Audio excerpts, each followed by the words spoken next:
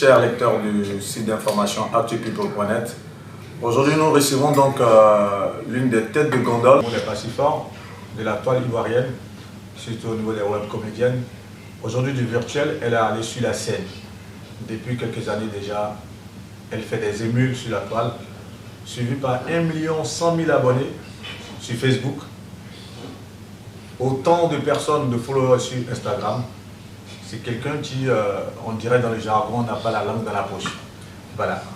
Et aujourd'hui, nous avons cette opportunité, cette chance donc de pouvoir l'interviewer lors de son séjour à Paris, où elle est restée pendant 1 mois et demi.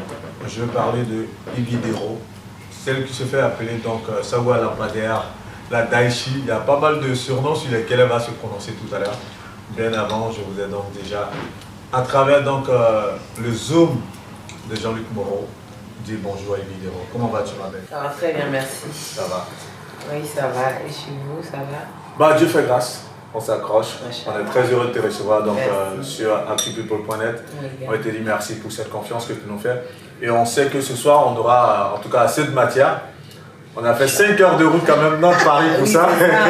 Ça me touche vraiment, ça me fait vraiment plaisir. Merci. Et puis entre-temps, tu es un grand frère, donc il n'y avait pas de raison que je ne puisse pas répondre à ton appel. C'est vraiment gentil. Merci aussi à Maman Dior qui nous reçoit dans son cadre enchanteur du son des marmites. Oui, ça c'est mon point, ça. Ah ouais, c'est ton point. Parfait. Bon, on va aller dans le vif du sujet. Ibidero, c'est pas mal de surnoms en tout cas.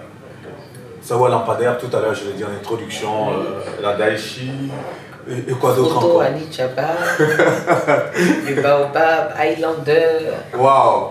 Malika. Bon, Malika c'est pas mon surnom, c'est mon prénom. Ok. Et là, j'ai une étoile qui m'a écrit pour me dire la tomate du désert. Ouais. Donc, après même, partout, ce sont mes fans maintenant même qui me donnent des surnoms. surnoms donc, que je prends avec beaucoup d'amour. Voilà, donc c'est un peu ça. Justement, lequel de ces surnoms te plaît, toi? Eh bien, chacun d'eux a une histoire, hein, donc je n'ai pas forcément un surnom. Quelle est l'histoire des différents Par exemple, surnoms? Sawa, c'est un petit nom bêté. Ok. Parce que beaucoup de personnes ont assimilé mes sorties à une fille bêtée qui n'a pas la langue dans sa poche, qui dit ce qu'elle pense et tout ça. Bêté qui est une ethnie ivoirienne. Ouais. On les connaît comme des personnes véridiques qui disent ce qu'elles pensent et tout ça. Et je l'ai reçu de la part d'un ami, quelqu'un à qui je tiens beaucoup, qui m'a donné le nom de Sawa, qui est le prénom de sa tante qu'il aimait beaucoup, qui était un peu comme moi. Et donc, je me suis renseignée et les gens m'ont dit Sawa, ça veut dire Sawanais, genre tu es bon même. Ah, oui. Ou bien prenez-la comme ça. C'est ça. C'est dans les différentes langues BT, parce qu'ils ont plusieurs trucs, voilà. Une personne qu'on n'arrive pas à cerner au Voilà, fait. une personne qu'on n'arrive pas à cerner. Donc c'est un peu ça, Sawa. C'est vrai qu'en termes de talent quand même, tu as pas mal de facettes. Lorsqu'on te voit souvent dans tes sketchs où tu peux en même temps avoir l'accent sénégalais, l'accent burkinabé, camerounais, et voilà. Il y a toute une palette de talents, c'est clair que ce nom Sawa. Voilà, donc Sawa, Ouais. Sawa, voilà, Sawa c'est ça. Et puis le Froto Annie Djaba, c'est aussi un petit big up aux Malinqués, voilà, qui sont aussi en Côte d'Ivoire. Donc Froto Annie Djaba, c'est piment plus oignon. Et quand on mélange le tout, tu vois un peu ce que ça fait. Donc, Ouais, Froto Annie ça Djaba, pique, ouais. Froto. Le piment, et Djaba et l'oignon, Djaba, ouais, c'est ça. Piment et oignon. Donc quand on mélange la mixture, là, ça pique, mais c'est doux. Donc voilà. Donc petit clin d'œil aussi aux Malinqués du pays. Moi je suis beaucoup, hein, j'aime beaucoup ma Côte d'Ivoire, Dans toute sa diversité et tout ça. Donc le Photo Annie Djaba c'est ça. Le Daichi ou la Daichi des humoristes, on fait un peu allusion à Arafat. Feu Arafat qui ne se laissait pas marcher sur les pieds, qui disait aussi ce qu'il pensait, ça pouvait plaire ou pas. Voilà, et donc on me retrouve un peu en Arafat, mais en femme. Donc la Daichi des humoristes, parce que aussi Arafat c'était le meilleur. Et d'après ce que j'entends, apparemment je suis la meilleure dans mon Non, mais ça c'est indéniable. De toutes les façons, on va en arriver. Parce que vu ton parcours quand même et aujourd'hui ton positionnement sur la toile, c'est pas un euphémisme de dire que tu es la meilleure, c'est clair. Et après du virtuel, tu as pu quand même allier la scène et pas mal de choses. Ce sont des trucs sur lesquels on va venir. C'est un peu ça en fait, voilà. les petits surnoms. Donc je ne peux pas dire j'aime celui-là plus que non. Ok. Tu les prends tous avec beaucoup de philosophie. Oui, c'est ça. Et tu essaies d'incarner différentes personnalités au travers de ces surnoms. Là, on te retrouve à Paris, justement, on est à Alfortville. Pour un mois et demi, tu as pu rester donc en France. Comment tu t'es occupé en gros? En fait, j'étais venue pour un peu plus de temps parce que ça faisait 1 an que j'étais à Abidjan. Okay. Ma base, normalement, c'est ici en France. Je vis en France et tout ça. J'ai ma famille ici, ma fille et ma mère depuis un moment. Donc, du coup, j'étais venue pour la rentrée de la petite et tout ça. Et là, le travail m'appelle à Abidjan, raison pour laquelle j'ai écourté mon séjour. Et puis aussi pour des raisons familiales là-bas, parce que j'ai aussi une base familiale maintenant à Abidjan. Donc du coup... Quand tu parles de base familiale, qu'est-ce qu'on entend par là? J'ai mon un côté qui est... Là c'est plus clair. Là. Parce qu'il y a tellement de personnes qui sont curieuses, surtout à ce niveau-là. J'ai un côté là-bas aussi, donc il faut que j'aille... vous savez, on ne peut pas laisser... C'est clair. On ne vient pas être aux gens, mais on n'oublie pas pas aux gens aussi. Donc une chose est claire, Evie Dero, elle a passé 1 an à Abidjan. Sachez que sa moitié se trouve à Abidjan. Là c'est clair maintenant, oui, clair. Beaucoup de personnes, on peut connaître, on peut avoir une petite idée de la personne. C'est moi la personne publique. Lui c'est quelqu'un qu'on ne connaît même pas. C'est-à-dire, c'est pas un personnage public. Donc du coup, je préfère garder ça. Je fais mon possible pour pouvoir garder ces personnes-là vraiment très... Même ma fille, je ne l'affiche pas. Je préfère les laisser vivre dans leur monde. Et puis moi, j'ai mon monde. Et moi, je les retrouve dans leur monde, en fait. Tout à fait. C'est vrai que tu es venu, comme tu l'as dit, c'était pour des raisons familiales. Mais est-ce que tu n'es pas venu à l'idée, tout de même, on va dire, de faire quelques incursions sur le plan professionnel pour avoir un positionnement plus ou moins ancré à l'international, même si on sait qu'aujourd'hui, on est dans un monde assez globalisé. Et à la base, on avait une tournée européenne pour 2020. Okay. Mais on sait tous, la crise sanitaire, le Covid-19 a tout fichu en l'air. C'est ça. Mais quand même, je suis arrivée, c'est vrai que tout est fermé, mais on a pu quand même voir d'autres acteurs, par exemple Camille Régnier, qui est une actrice française, oui, avec qui j'ai eu des collaborations, voilà, ça, ouais, qui est une amie à moi. Et voilà. Tu lui as fait le petit coup. Voilà. Et puis Yann Rollet, qui est mannequin, modèle, pas acteur, qui veut se lancer. Donc depuis 1 an, on en parle, mais on n'avait pas encore pu le faire. Là, on l'a fait, on a fait pas mal de collaborations aussi. Et ça va continuer comme ça. Donc on essaie de toucher un autre public aussi. Voilà.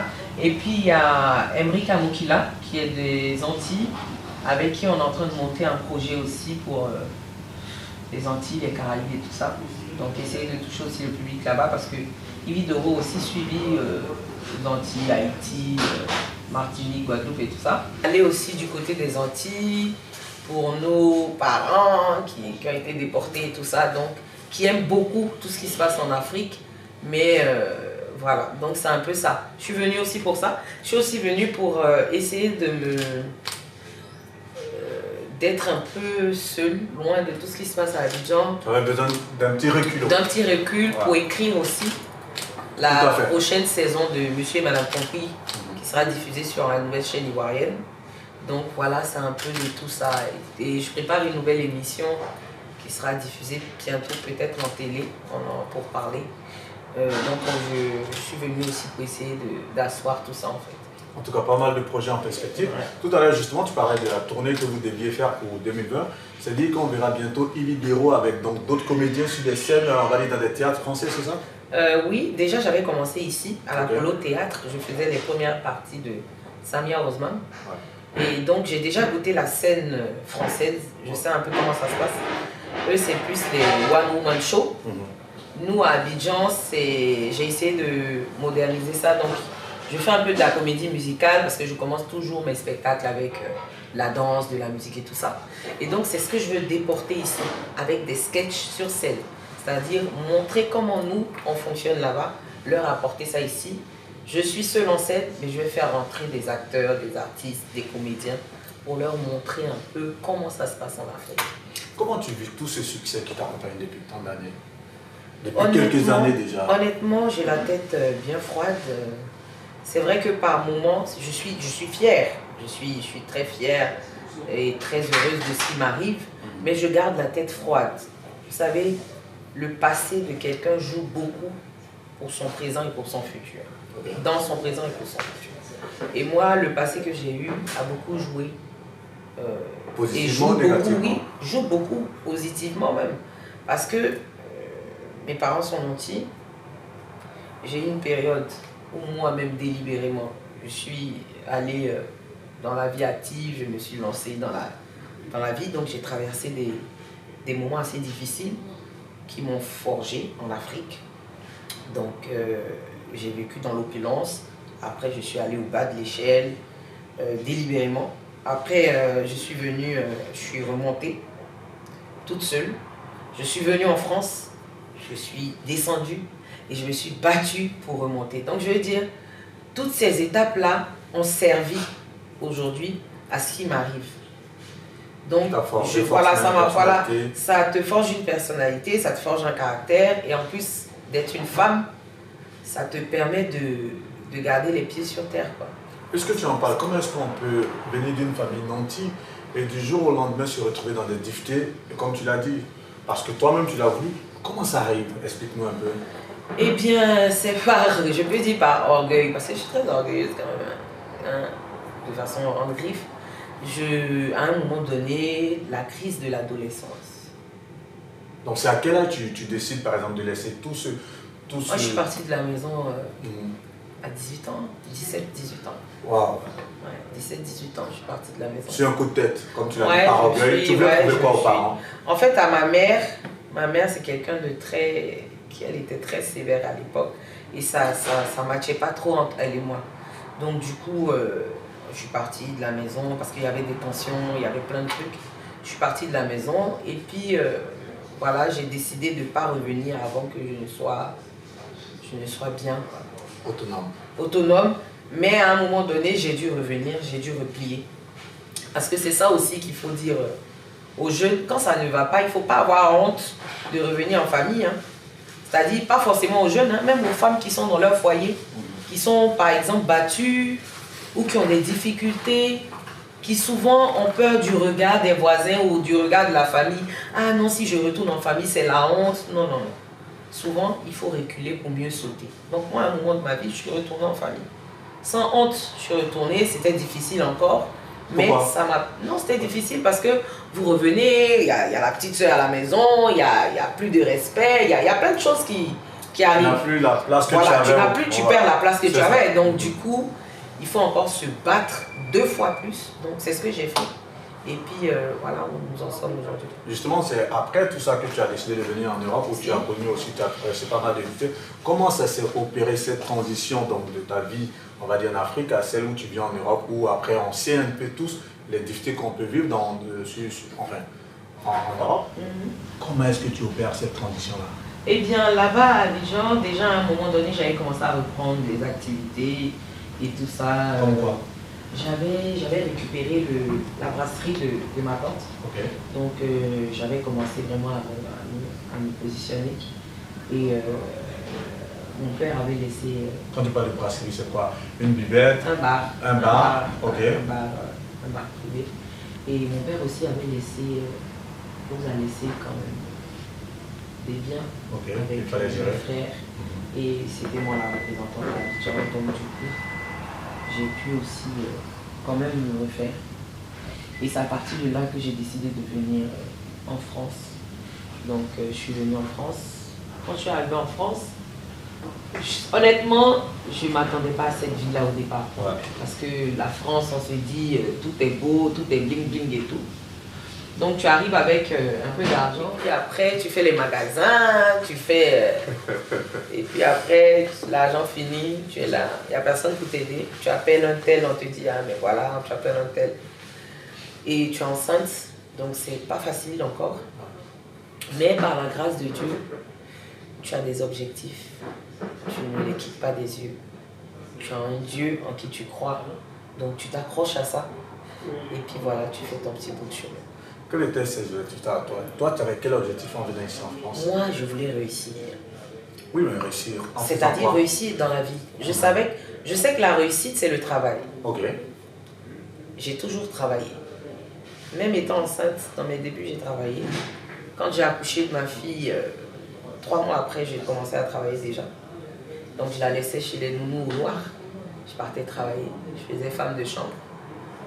Et puis après, j'ai fait nounou, garde d'enfants, tout ce qu'on peut imaginer, ménage et tout ça. Donc moi, je savais que je voulais réussir, j'allais travailler et puis après, j'allais faire ce que je voulais faire. Mais c'était pas la comédie, c'était pas l'art, c'était pas ça. Tu voulais faire quoi après? En fait, moi, à la base, je voulais être vétérinaire. Donc, dans ma tête, c'était de poursuivre mes études ici. Okay. C'est-à-dire pouvoir économiser et m'inscrire, par exemple, faire valoir mes diplômes ivoiriens ici, m'inscrire dans une école, me professionnaliser ou pouvoir avoir des diplômes français. Et tout ça, c'était ça mon objectif, en fait. Je voulais être vétérinaire. Mais l'on propose, Dieu dispose. Mais en même temps, la vie, hein, on ne sait jamais, je peux me lancer vu que j'adore les animaux. Mais là, déjà, en tout cas, on connaît un peu cette petite histoire avec ce petit sketch à bout portant où tu t'es fait vraiment, on va dire, incendier sur les réseaux sociaux. Ouais.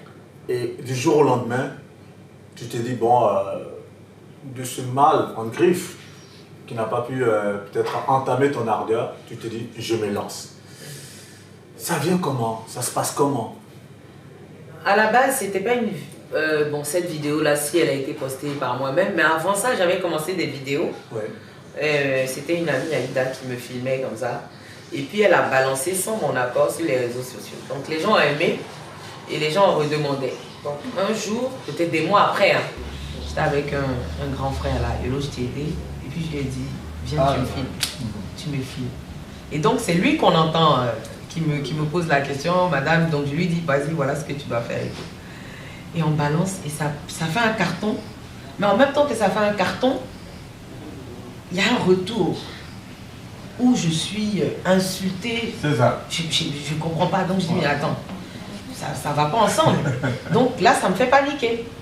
Je me dis, non, il y a quelque chose qui va pas. Moi, je fais pas ce truc, me faire insulter. Voilà, pour me faire insulter. Et moi, je suis une grande gueule en fait. Donc, ouais. Je me fais insulter, je réponds, ça part en couille et tout ça. Et puis, les gens me disent, hé, ma chérie, tu as un talent. Parce qu'il y a des gens qui discutent, il y a des gens qui pensent que tu es burkinabé. Donc, ça veut dire que déjà, tu mets le doute dans la tête des gens, tu peux te servir de moi, ça. Moi, tu suscites un certain intérêt. Voilà, donc, essaie de faire. Donc, je commence à faire des vidéos. Je me fais insulter, je me fais insulter, je me fais insulter. Mais il y a quelqu'un, c'est vrai qu'aujourd'hui on n'est plus en de bons termes, mais que je reconnais, qui m'a boosté sur ce coup-là, c'est Hello First Magazine, qui me dit, fonce, moi je sais que ça va prendre. N'écoute pas les injures, ne regarde pas les injures, ne regarde pas ce que les gens disent et tout ça. Fonce. Et je fonce et ça marche. Voilà. C'est un peu ça. Et tu te dis, ok. J'ai trouvé ma voie. Ouais. Et du jour au lendemain. Je me dis, j'ai trouvé ma voie au moment où je décide de le rendre professionnel. Okay. Au début, c'était des vidéos comme ça pour faire le buzz. Bon, pas le buzz, mais les gens pour faire rire. Et puis après, je me dis, et si j'en faisais mon métier? Donc, j'écris à une actrice ivoirienne, Tatiana Rougeau. Je lui dis, coucou, j'aimerais faire comme vous et tout ça, naninana. J'aimerais vous rencontrer. Elle me dit, ouais, en ce moment, elle n'est pas là. Mais par contre, elle a un casting où elle devait se présenter. Elle n'est pas là. Est-ce que je ne peux pas me présenter là? Wow. C'est comme ça que je me présente à ce casting où je suis avec plein d'acteurs connus. Sidiki Makapa, entre autres, hein, plein d'acteurs. Une production française? Oui, une production, Merapi, Prod, VS, Canal Plus Afrique. Okay. Donc j'arrive. Les gars, on est dans le hall, on attend. Et tu vois, les gars, ils sont en train de se parler entre eux. Ah, mais tu te rappelles quand on avait fait tel film. Et puis, il y a quelqu'un qui vient vers moi et me dit, vous avez joué dans quel film? Je dis, ah, moi, je n'ai pas joué dans un film, mais je fais des vidéos sur Facebook. Et puis, tu entends des, ok. Et puis, ça part et tout ça. Mais après, quand j'entre dans le bureau du réalisateur et que je parle, je me mets dans la peau de... Le gars, il dit, mais attends, vous n'êtes pas antillaise? Je dis non. Ah ouais. Vous êtes quoi? Je dis ivoirienne. Il dit ok, on va dans l'autre salle. L'autre salle, ça veut dire quand tu as pu passer cette salle-là pour aller à l'autre salle, ça veut dire que ça commence à aller. Tu as franchi une étape. Donc quand j'arrive, on me dit bon, voilà le scénario, essayez de faire. Et il n'y a rien. Je suis au fond vert. Et moi, je m'imagine déjà en train d'astiquer, je commence à mimer des trucs. Les gars, ils sont fascinés. Ils disent non, c'est elle. Wow. Mais quand même encore, il y a trois étapes. Et j'étais même en concurrence avec une dame qui avait donné la réplique à Omar Sy dans un film, tout ça. Et une Gabonaise en finale, une Camerounaise et moi, l'Ivoirienne. Et c'est moi qu'on retient. Après des micmacs, parce qu'il y a quelqu'un qui voulait placer son pion, qui voulait placer, donc il y a eu des micmacs pour m'empêcher que ce soit moi, mais Allah, oh Dieu est là. J'ai été choisie et c'est là que ma véritable aventure commence. Est-ce que ça donne pas envie de se dire un jour on peut se retrouver sur de grosses productions françaises par exemple? Inch'Allah, c'est ce que je me souhaite. Parce que tout à l'heure justement tu as parlé de Tatiana Rojo, on sait qu'elle a joué dans... qu'est-ce qu'on a fait au bon Dieu? Voilà. Est-ce que Yves Dero ne rêve pas aujourd'hui de se dire bon demain je peux incarner un rôle dans une grosse production? Mais ça va se faire parce que je crois en Dieu. C'est déjà en voie? Non, pas encore, mais ça va se faire. Ce sont des étapes en fait. Okay. C'est un processus qui suit son cours.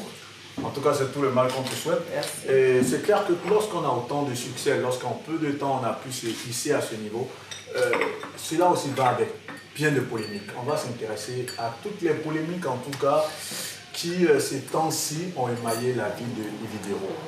Il y en a eu tellement, bien entendu, tous les jours, même les clashs avec... on va commencer par les clashs les plus basiques, avec tes abonnés. Comment tu peux te retrouver, toi, la célébrité qu'on suit, à peut-être donner des répliques souvent assez méchantes à tes followers? Eh bien, vous savez, moi, j'ai créé un truc sur Internet. Avant, les gens disaient « Ah non, mais une star ne répond pas. » Mais si vous avez remarqué maintenant, les stars ivoiriennes la répondent. Toutes les stars répondent. C'est moi qui ai emmené ça. La plupart ou elles toutes? Non, pas elles toutes, mais la plupart.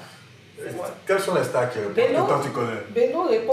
Ah ouais, lui c'est pour rigoler souvent. Non, mais souvent il répond aussi de façon virulente. Ah ouais. Didi B, Emma Louest, on répond maintenant. En fait, vous savez, moi j'ai créé ça. C'était ma façon à moi de faire mon buzz. Okay. C'est-à-dire, au lieu de faire des clashs de façon frontale, truc, je lance des petits pics là-bas. Et puis les gens font la capture, ils vont mettre ça sur les pages. Ceux qui ne connaissent pas, ah c'est qui? Ça m'emmène des followers. Moi c'était mon buzz.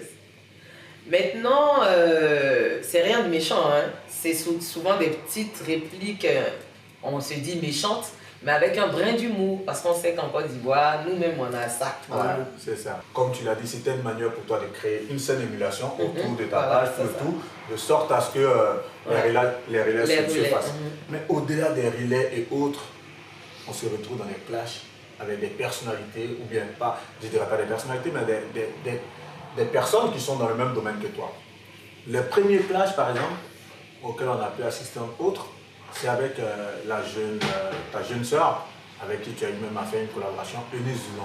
Comment ça se passe que du jour au lendemain, vous vous retrouvez voilà, à vous regarder en chien de faïence? Eh bien, moi, je ne regarde personne en chien de faïence parce que d'abord, ma religion ne me le permet pas. Et puis de deux, je n'ai pas ce temps-là. Voilà. C'est quelqu'un que j'ai côtoyé, que peut-être que je reverrai professionnellement parlant, il n'y a pas de problème. Mais je veux dire, dans la vie, ce sont des choses qui arrivent. Okay. Encore plus dans la vie artistique. On peut se connaître, on peut se côtoyer, et puis après, on décide de ne plus le faire. Ce clash-là, je dis que ça a été un clash stupide, je le dis en parenthèse, parce que moi, comme je le dis, pour me faire connaître, je me suis fait connaître par mon talent, avec Abou Portant. Donc, j'encourage tous ceux qui veulent faire comme moi, ou qui veulent faire le même métier que moi, ou qui veulent faire un métier public, de pouvoir se faire connaître par son talent, pas par des clashs organisés. Moi, je n'organise jamais de clashs. Donc, si vous avez remarqué sur la toile, les gens, on retient ce que Yves Dero a dit. On retient ce que Yves Dero a dit parce que c'est Yves Dero la star. Ça, c'est une évidence.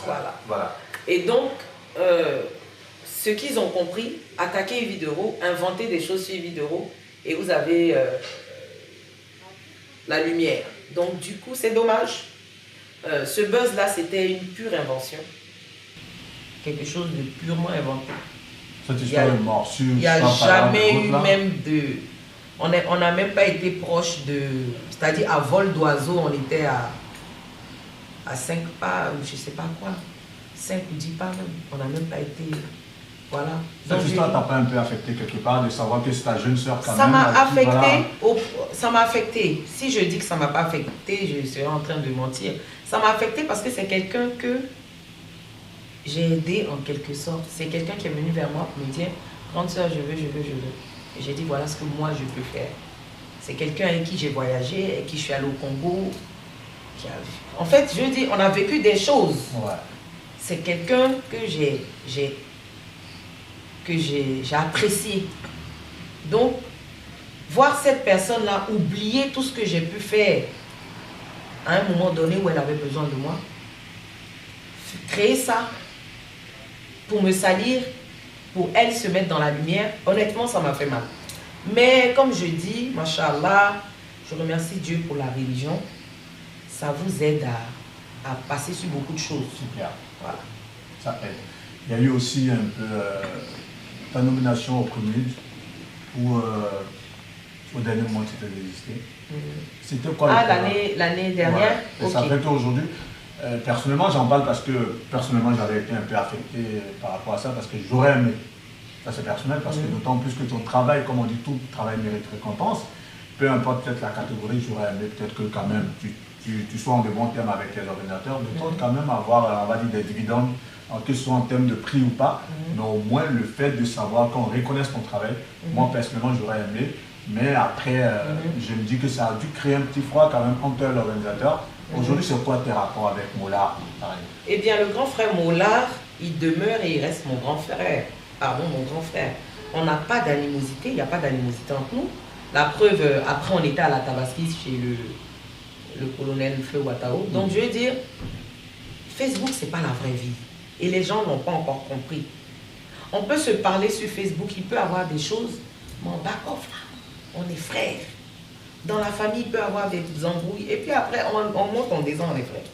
Bon là, c'est mon grand frère. Sauf que là, tu ne veux plus être... Ce jour-là, non, cette année, j'ai été nominé au PRIMUD. Okay. Et j'ai remporté le prix. Oui, mais l'année dernière, je n'étais pas dans ma catégorie. Pourquoi? Je quitte, vous avez dit tout à l'heure, je quitte la toile pour la scène. Tout à fait. Pourquoi on ne me nominerait pas avec les humoristes qui font de la scène en Côte d'Ivoire? On a peur de me nominer avec eux? Ou je ne mérite pas cette place? On ne va pas me nominer encore avec des débutants, pendant que je suis au moins depuis 3-4 ans sur la toile. Cette année, je suis dans ma 5e année. On ne va pas me donner un prix d'espoir ou bien un prix de débutant, pendant que j'ai déjà eu des prix de débutants de 2018 à 2019, 2017, 2018, 2019. Je veux dire, à un moment donné, il faut se dire, en Afrique, on a cette gêne. Ah, mais si on la met, est-ce que les grands frères ne vont pas? On nomine pas les gens par complaisance. Il faut que les choses soient à leur place. Oui. Tout à fait. Je suis entièrement d'accord avec toi. Et c'est clair que les choses sont rentrées dans l'ordre. Mais entre-temps aussi, il y a eu d'autres, on va dire, d'autres zones de turbulence, en autres, qui se sont ouvertes, notamment avec Emmanuel Keïta. C'est quoi le problème? C'est qui? Emmanuel Keïta. Le problème avec Emmanuel Keïta, c'est quoi le problème? Je ne sais pas de qui vous parlez. En fait, j'ai un problème. Il y a tellement d'humoristes qui sont sortis après moi sur la toile que je ne suis plus trop tous ceux-là. Parfait. Je sais qu'il y a des gens qui m'aiment bien, qui m'estiment, qui font des vidéos, qui parlent de moi et tout ça, mais je ne connais pas tout le monde. Je t'explique. Justement, Emmanuel Keïta n'est pas humoriste. Elle n'est pas comédienne. On l'a connue en tant qu'actrice. Aujourd'hui, voilà. Et bien entendu, forcément, tu dois connaître sa page. Tu dois savoir. Je sais qu'à demi-mot, vous vous envoyez des pics.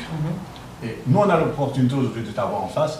On aurait aimé quand même, c'est vrai que là, tu essaies de balayer un peu cette polémique du revers de la main, on comprend tout à fait. Mais on aurait aimé quand même connaître, c'est vrai que peut-être si on a l'occasion un jour de demander à Emmanuel Keïta, c'est quoi le problème avec Ibi Dero, on lui demandera. Mais toi, tu es là en face de nous aujourd'hui, c'est quoi vraiment le problème avec Emmanuel Keïta? Le jour que vous voyez cette dame, vous pouvez lui poser la question que vous voulez, ça ne me dérange pas. Mais moi, je ne sais pas de qui on parle. Je ne peux pas parler de quelqu'un que je ne maîtrise pas. Ah ouais. Ok, c'est tellement bien conclu qu'on va pas pousser là-dessus. Pour terminer avec le chapitre des polémiques, forcément il y a eu un fait qui a fait tache d'huile sur la toile récemment. Moi je ne vais pas nommer ça parce que les mots qui ont été choisis étaient pour ma foi assez laids. c'était pas... Et c'est vrai que j'ai eu aussi à rebondir là-dessus. Ça fait tout un tabac. Bien entendu, au-delà de ce qu'on a pu voir donc, sur la toile, de ce qu'on a pu voir sur les réseaux sociaux, Yves en tant que personne publique, se voir une griffe traîner un peu dans la boue, parce que qu'on le veut ou pas, tu as un parcours aujourd'hui honorable, tu as fait du chemin, et du jour au lendemain, se voir un peu traité de nom d'oiseau. Moi, je ne vais pas rentrer, on va dire, dans le jugement. Je comprends très bien. Mais comment est-ce que tu as vécu ça, vraiment, loin des projecteurs? Je vous explique, brièvement. Je suis couché et à 4h, 4h30, je me lève pour prendre mes ablutions. Donc, je dois prier. Et je me réveille ce jour-là un peu plus tôt que prévu. Donc, je prends mon téléphone, le temps d'attendre l'heure pour la prière. Et je vois quelqu'un qui m'envoie une vidéo en inbox, qui me dit regarde ça. Et je tombe dessus. Au début, je rigole. Je rigole parce que je connais la personne. Donc, je me dis, c'est une blague. Donc, je zappe. Je fais ma prière et tout ça. Et après ma prière, aux alentours de 6h30, 7h moins, je reçois ça de partout, mais de partout, de partout, de partout. Et là, je comprends que c'est pas... Que c'est sérieux. Que c'est sérieux. Et c'est là où je prends le temps maintenant de bien visionner la vidéo, parce que moi, on m'avait envoyé un petit passage. Je prends le temps de bien visionner la vidéo et je me demande pourquoi. Ah ouais. À qui profite le crime? C'est mon mari qui me dit ça tout le temps. À qui profite le crime? Je me dis, mais pourquoi en fait? Pourquoi? Je lui dis, c'est pourquoi? Je ne comprends pas. Donc, je me pose les questions. Et puis après, ça vient de partout. Je vois des gens qui saisissent ça, qui en parlent, qui font des vidéos, qui débattent là-dessus. Il y a plein de choses qui se disent. Et puis, il me dit, bon, c'est le moment maintenant pour que tu parles. Que tu parles, tu expliques les choses. Tu ne rentres pas dans les détails, mais tu fais comprendre aux gens que tu es loin de ça. Je veux dire, on est en France. Tu es en France. Tu me connais. Tu m'as côtoyé. Même si c'est de loin, tu me connais. En France, on connaît ce réseau. En tout cas, le côté ivoirien, on connaît ce réseau. On connaît les gens qui font partie de ce réseau. Et si, à un moment donné, je l'avais fait même, c'est-à-dire si à un moment donné, j'avais pu le faire, je pense que tout le monde le saurait en France. Si à un moment donné, il avait existé même cette histoire, il y aurait eu des échanges. Il y aurait eu des traces. Il y aurait eu quelque chose pour étayer, pour accompagner ces dires. Et je veux dire que sur la toile, on a cette facilité-là de croire à tout ce qu'on nous donne. C'est ça. De croire à tout ce qu'on nous dit. De croire à tout ce qu'on voit. Sans accorder le bénéfice du doute à la personne en face. J'ai été traité de tous les noms d'oiseaux, comme tu as pu le dire, sans preuve. Parce que jusqu'à aujourd'hui, il n'y a aucune preuve qui atteste que je l'ai vraiment fait. Il n'y a que Dieu seul qui sait. Parce que même les personnes qui sont en France ici, je parle de la diaspora, qui savent que c'est faux. Président des artistes de la diaspora ou représentant des artistes de la diaspora. Parce que je suis artiste et ivoirienne vivant dans la diaspora. Aucun ne s'est offusqué de façon publique. J'ai reçu des messages de grands frères, d'artistes qui ont dit non, on est de tout cœur avec toi. Nous-mêmes, on sait que c'est faux. On sait que c'est une campagne de dénigrement. Sois forte. Mais de façon publique, personne ne m'a apporté son soutien de façon publique. C'est là où vous comprenez que l'hypocrisie existe entre nous artistes et entre nous ivoiriens. Je ne parle pas des Africains parce que je ne maîtrise pas les autres communautés, mais l'hypocrisie existe et c'est bien dommage. Quand on voit un frère ou une sœur essayer de se sortir la tête de l'eau, on essaie tous, pour ceux qui sont plus, c'est-à-dire qui veulent se montrer, prennent la main au-dessus de l'eau pour l'enfoncer. Et les hypocrites restent en bas pour tirer ses pieds. Donc, tu es au milieu, tu es entre le marteau et l'enclume.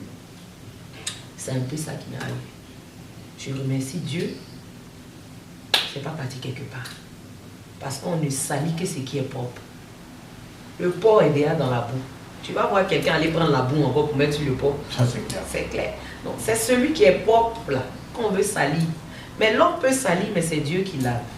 Et quand Dieu lave,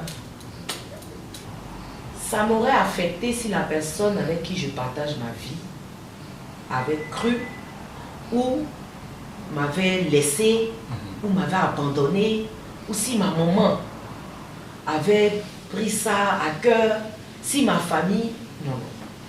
Ma famille, mes amis, on me connaît, on sait que ça là, je ne marche pas dedans. Je connais des personnes qui le font. On est dans un métier, grand frère, où on est obligé de les côtoyer. C'est le monde là qui nous impose ça. Mais tu es là-bas, je suis ici. Je respecte ton choix, même si je ne l'approuve pas, mais je ne vais pas te vilipender, te dénigrer ou bien te rejeter, non, non, non. Mais je ne fais pas ça. La preuve même dans un de tes sketchs, justement, cette personne avait même campé un rôle où tu étais quand même en train de... Et ça, pour des personnes très intelligentes, les gens qui vont regarder ce sketch comprendront ma position. C'est ça, tout à fait. Dans le sketch. C'est ça. Ma position dans le sketch, je suis offusqué même au point où j'appelle le SAMU. C'est ça. Ouais. Moi, j'exprime dans mes sketchs ce que je ressens réellement. C'est la vraie vie. Donc, je dis, j'en ai fait même 2 concernant ce sujet. 2 sketchs concernant ce sujet-là. Et 2 ou 3 même d'ailleurs. 2 ou 3 sketchs concernant ce sujet. Pour dire que ça est déjà là, malgré nous. On fait comment? On est obligé pas d'accepter, mais ça est déjà là. Et nous qui sommes dans le showbiz, tu peux pas. Tu montes, tu descends, tu peux pas. Parce que souvent, même les gens même qui vont produire, même les trucs, même en créfait, même ils vont ça. Donc si tu as un mauvais œil sur ça, toi-même, tu vois, tu es pénalisé. Donc, on y va avec des pincettes. C'est compliqué. Donc, je dis, c'est quelque chose, on sait que c'est faux. Mais comme on n'aime pas une vidéo, on dit c'est vrai. Et cette histoire tombe à un moment où, quelque part, on va dire tu fais un choix que tu assumes et qui forcément a pu irriter en griffe un peu, je veux dire, une partie de ton public. Tu vas voter au moment où on parle de désobéissance civile et voilà, tu montes sur la toile que tu as voté. Pourquoi avoir, on va dire, pourquoi n'avoir pas passé sous silence? On va dire, c'est bien entendu, c'est un devoir civique que de voter. C'est aussi un devoir civique que de vouloir donc répondre à une désobéissance civile. Mais pourquoi est-ce que tu as voulu prouver quand même à la face des internautes que tu avais voté? Pourquoi? Déjà, le mot désobéissance, c'est pas un bon mot. Dans quel sens? Désobéissant. Ouais, dans quel sens? Non, le mot désobéissance, déjà. Oui, on peut désobéir à quelque chose parce qu'on n'approuve pas cette chose. D'accord. On peut désobéir à quelque chose si on n'approuve pas. Tout à fait. Donc, parce que tu veux désobéir à ton papa. Je prends un exemple. Parce que tu n'approuves pas ce qu'il fait, tu brûles tous ces documents, c'est-à-dire, il vient du travail, sa mallette du boulot, tu brûles. Non, pas ça. Non, c'est un exemple. Ok. C'est désobéissance. C'est le mot désobéissance. C'est le forme de désobéissance. Mais la désobéissance. Non, je viens là-bas. Donc, parce que tu veux désobéir à ton mari, comme tu es fâché, tu prends ses habits, tu mets tout dans l'eau. Tu jettes, tu brûles ses habits ou bien tu dis bon, tu ne prépares plus pendant 2 mois. C'est ça. Tu t'abstiens de préparer. Voilà. C'est une manière de désobéir. Ou bien tu veux désobéir et puis tu brûles les biens des gens. Tu casses les bus, tu casses les bacas. Moi, je ne vais pas dans ce sens-là. Ouais, justement, on peut désobéir. Oui. C'est un droit. Mais de façon pacifique. Bah justement, c'est de ça que je parle, parce que l'abstention... En Chine, là, on désobéit. Mais on voit comment ils désobéissent. Mais justement, toi, tu aurais pu faire preuve d'abstention. Mais moi, je ne désobéis pas. Moi, je ne suis pas dans désobéissance. Et le mot même ne me plaît pas. Mais je suis d'accord avec toi. Mais est-ce que c'était aussi assez important pour toi d'aller voter, montrer... Mais si toi, tu désobéis, que tu te lèves, que tu vas casser, et puis on filme pour toi là. Ok, toi tu... Pourquoi pour moi, quand on vote là, pourquoi on va montrer? Ok. Et on doit montrer pour vous, et puis pour moi, on doit cacher quoi? Non, enfin, en tant que personnage public, parce que bien entendu... Mais personnage public là, c'est pas mouton, c'est l'homme. C'est ça, ouais, non, pas d'accord. Personnage public là, c'est l'homme.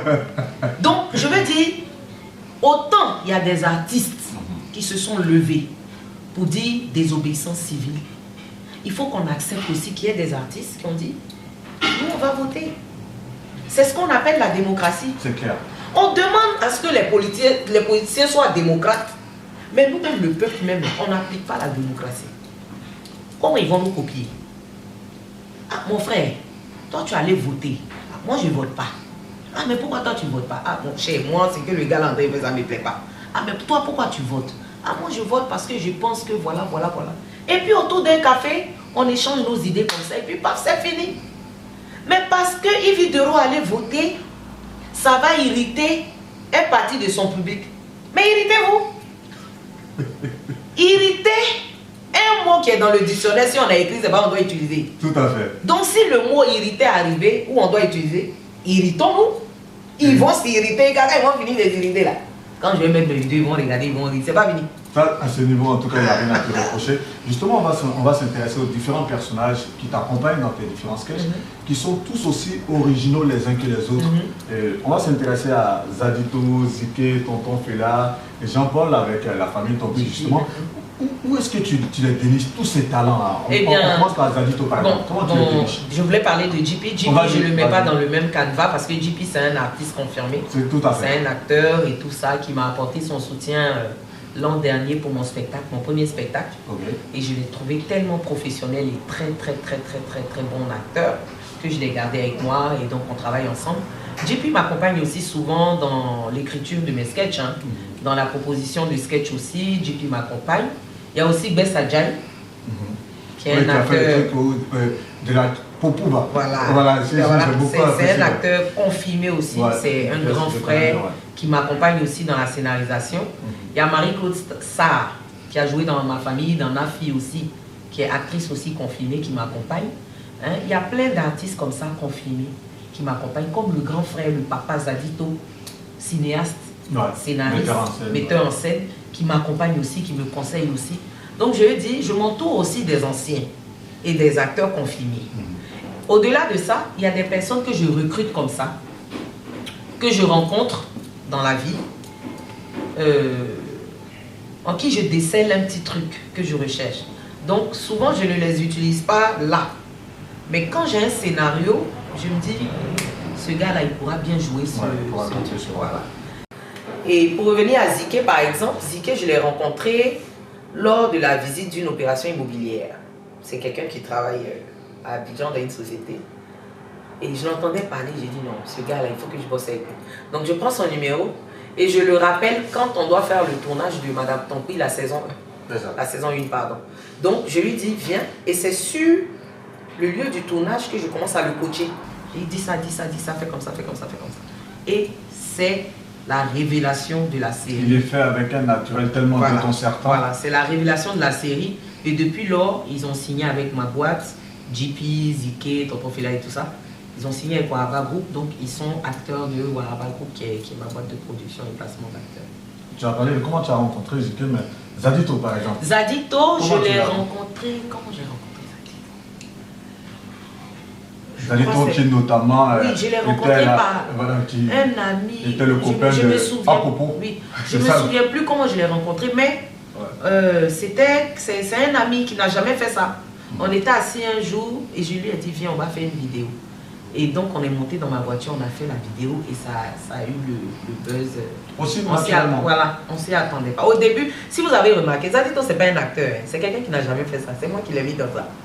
Il porte les lunettes noires à chaque fois qu'il tourne parce qu'il a honte de la caméra. Mais il a assuré. Ouais. S'il enlève ses lunettes, c'est fini. Mais quand il garde ses lunettes, il est lancé. Super. Et tonton Fela? Tonton Fela, c'est mon oncle. C'est le cousin à mon père. Ah, ok. Voilà, nous dans notre famille, c'est un truc qu'on a, la comédie. C'est chez nous. Donc tonton Fela, c'est mon oncle. J'ai dit, tonton, viens, on va faire une vidéo. Et puis il est partant, et puis on fait la vidéo, ça prend. Et puis depuis lors, voilà. Sinon, tonton Fela n'est pas acteur également. C'est clair qu'on pourrait citer Timmy Oui. et Ben du côté de l'Europe. Oui, Ben, Jordan, effectivement, Timmy, eux, ils ne sont pas acteurs également. Mais ils avaient tourné une série ici. Et à l'époque, mon réalisateur, je lui avais demandé des acteurs pour une vidéo. Et il m'emmène Ben et Jordan. Et depuis lors, on est inséparables. Et Timmy? Timmy, c'est un acteur. Oui. Timmy, c'est un acteur de formation. Il fait des cours même pour ça. En ce moment, il est à Londres pour ça, pour des films, des séries et tout. Donc lui, c'est un acteur. Vraiment, dans tous tes rôles, c'est un peu comme le fils que tu serais mal un peu comme sacoche. Mais il s'en sort assez bien, c'est clair que c'est un homme de métier. On va terminer rapidement. C'est clair que dans toute cette floraison, on va dire, de succès, de joie, et des moments assez douloureux tout de même, malheureusement. Ça fait partie de la vie. Il y a eu ton ami qui est décédé, dont tu parles très souvent. Wilfried. C'est ça, tout à fait. Qu'est-ce que vous liez aussi fort? Eh bien, c'est ce genre d'amitié où tu te poses la question de savoir est-ce que tu pourras retrouver un ami comme ça. Willy, c'est l'ami qui te booste, mais à chaque moment de la journée. Willy, c'était l'ami dont on ne pouvait s'en passer. Voilà. Donc, c'est tellement fort qu'arrivé un moment, les gens pensaient que c'était mon chéri. Pourtant, non. C'est un ami, c'est un frère avec qui je partageais beaucoup, qui partageait beaucoup avec moi aussi. Et puis voilà, il a arraché à ma douce affection un matin. On est ensemble, il me dit j'arrive, et là il va mourir. Et je suis la personne qui se rend compte que lui n'est plus là. Donc c'est moi qui alerte tout le monde et on commence à le chercher. Et on le retrouve mort dans son appartement en fait. Donc c'est un gros coup. Pendant qu'il y a une semaine jour pour jour, je perdais un grand ami à moi, le colonel-major Watao. Tout à fait. Et Willy qui est avec moi, qui m'aide à supporter ce coup-là, qui meurt le dimanche qui suit. Donc c'est de dimanche à dimanche. Donc en une semaine, je perds 2 amis. Des personnes avec qui je suis constamment au téléphone, avec qui je suis tout le temps.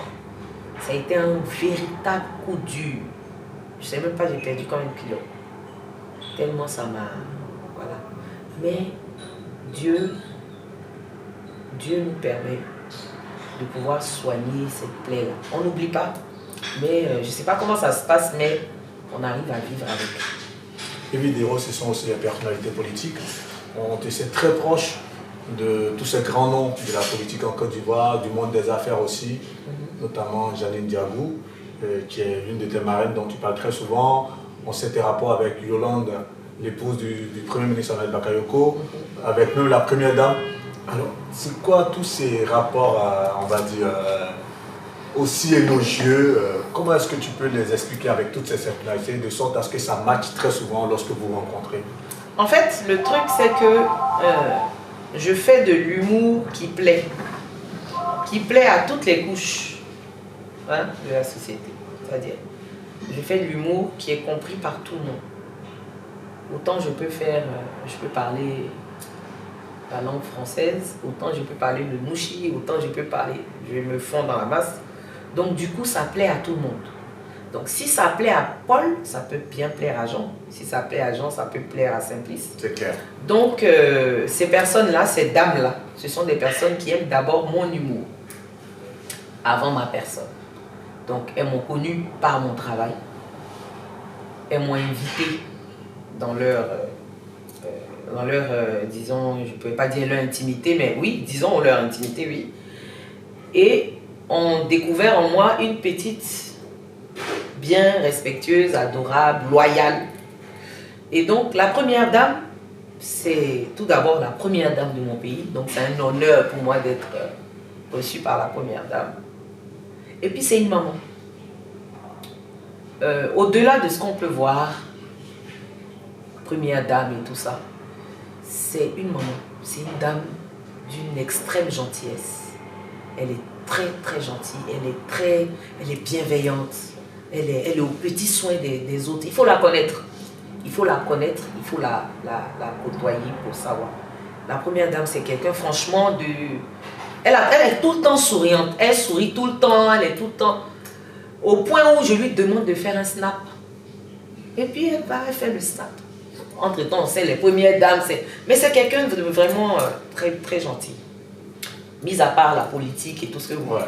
Le côté humain. Voilà, le côté humain. Voilà, moi c'est ce que je regarde en premier. Maman Yoyo, c'est la femme du ministre Ahmed Bakayoko. C'est pareil. C'est-à-dire, elle-même, pour elle, là, je ne sais pas comment j'ai décrit ça. Quand je parle d'elle-même. Raconte-nous une petite anecdote avec Maman Yoyo. Bon, qui va rester dans par exemple, s'il te plaît. Elle ne m'a jamais appelé Ivy. Ah ouais, le petit nom c'est quoi? Ma petite rivale. Waouh. On dit on a le même mari. Donc, elle m'appelle ma petite rivale. Ouais. Je l'appelle Mamoun. Voilà. Mais c'est une dame vraiment adorable. Elle a la main sur le cœur. Elle est grande conseillère.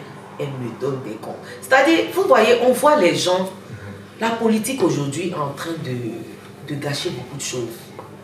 On ne regarde plus les gens comme ils sont, on les regarde à travers la politique. Pourtant, quand on enlève la politique, ce sont des personnes comme nous.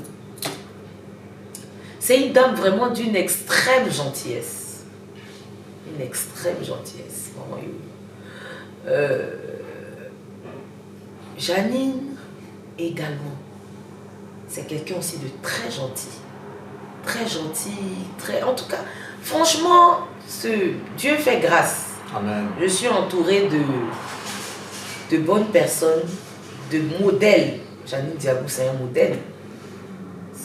C'est vraiment des personnes qui sont des modèles. Autant pour moi que pour la jeunesse et pour la jeune féminine même d'ailleurs. Donc moi je demande aux gens de ne pas voir les gens, de ne pas tout ramener à la politique. Il faut qu'on s'aime. On est ivoirien, il faut qu'on s'aime. Super. Pour terminer, un clin d'œil à ta fanbase, ce sont les étoiles. Tu as une étoile, c'est ce pourquoi justement tu es entouré de bonnes personnes, c'est pour ça que tu attires toutes ces bonnes vibrations. Et nous, en tout cas au niveau de ActuPeople.net, on a été très heureux de te recevoir. Merci. Et d'avoir eu à bénéficier de ce franc-parler, de ces vérités assez crues, somme toute, nous espérons, qui n'ont jamais été dites nulle part ailleurs. Et vraiment, on est très honorés par rapport à cette interview. Donc, un clin d'œil donc à la fanbase de Ilidero. Bien entendu, ce sont les étoiles. Et avoir tout le succès qu'elle a aujourd'hui et toutes ces bonnes vibrations donc, qui t'accompagnent, forcément tu as une étoile. Et une étoile, c'est un témoignage, c'est un message fort. Et nous, honnêtement, au sein de la rédaction de ActuPeople.net, on a été très heureux, en tout cas pour cette belle interview. Si tu as un mot fort, un message fort, un témoignage à faire partager avec nos internautes, ce sera quoi? Ce que je peux dire à mes étoiles, c'est de se servir de mon histoire pour se forger. Surtout mon histoire sur la toile. Comment j'ai commencé, les défis que j'ai pu relever,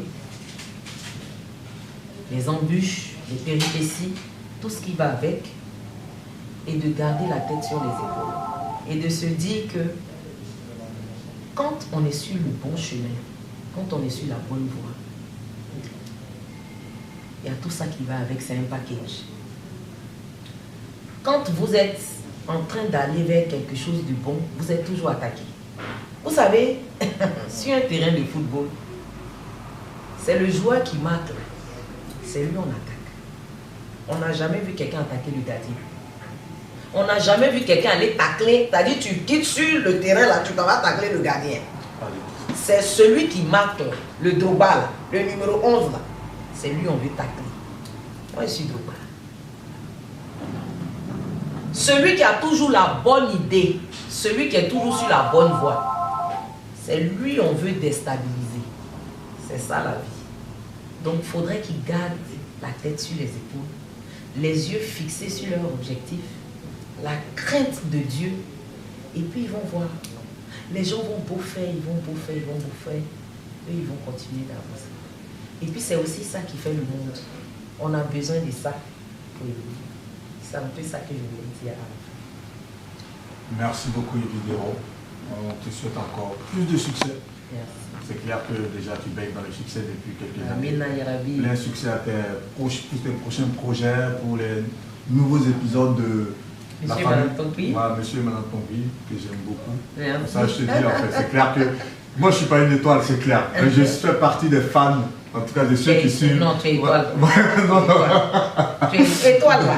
Du moment où tu regardes ce qu'il fait, tu es une étoile. En bien ou en mal, tu es étoile. Ok, en brise, donc je fais partie des étoiles. Et en tout cas, merci pour cette interview accordée à Two People. Bon retour à Abidjan surtout. Merci. Et au plaisir de se revoir. Très bientôt. Merci au son de Marmite, un moment de joie pour ce programme. Merci à Jean-Luc Moreau donc d'avoir assuré la réalisation des prises d'images. Et on vous dit à très bientôt encore pour une grosse interview sur atupeople.net. Que Dieu vous garde. Merci. Au revoir. Merci beaucoup.